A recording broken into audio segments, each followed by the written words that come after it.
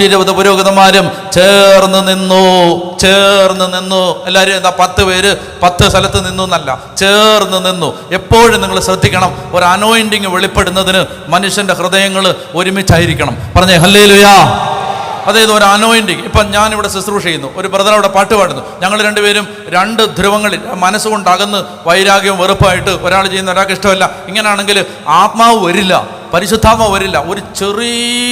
ഒരു ചെറിയ അസ്വസ്ഥതയെങ്കിലും നമ്മുടെ ഹൃദയത്തിൽ വന്നാൽ അവിടെ അനോയിന്റിങ് കട്ടാവും, ഹോളി സ്പിരിറ്റ് വരില്ല. പറഞ്ഞേ ഹല്ലേലൂയാ.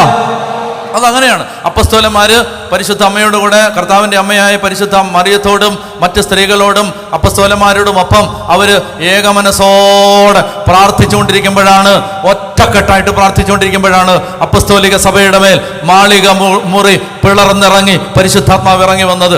ഒറ്റക്കെട്ടായിട്ട്. മനസ്സിലായോ? ഭിന്നതകള് പരിശുദ്ധാത്മാ അഭിഷേകത്തെ നഷ്ടപ്പെടുത്തി.